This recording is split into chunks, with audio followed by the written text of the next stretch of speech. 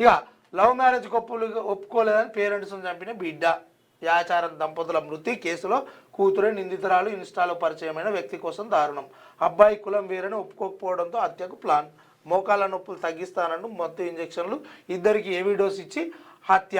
నిందితురాల ఆసుపత్రిలో నర్సుగా పనిచేసింది ఈమెనే. అందమైన ముఖము, అందాల యువరానికి సభ్య సమాజం తలదించుకోవాలి.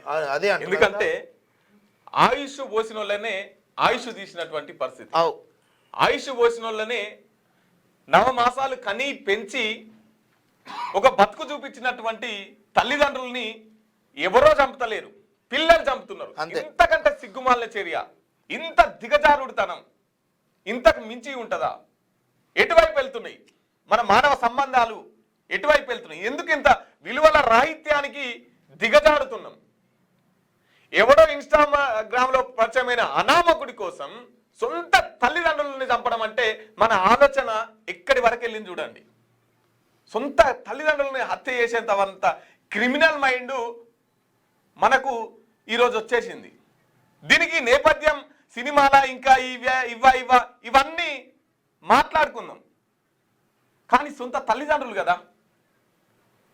అది మత్తు ఇంజెక్షన్లు ఇచ్చి, హెవీ డోస్ ఇంజెక్షన్లు ఇచ్చి ఇంత సిగ్గుమాల చర్య చూడు. ఆమె నేర్చుకున్న పద్ధతిలోనే ఆమె అంతం చేసే కార్యక్రమం చేసింది.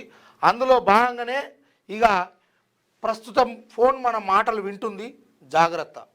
ఫోన్ మన మాటలు వింటుంది, మన కార్యక్రమాలు చూస్తుంది, మనం సెర్చ్ చేస్తున్నటువంటి విధానాన్ని తన గుప్పెట్లో మన మనసును ఉంచుకుంటుంది.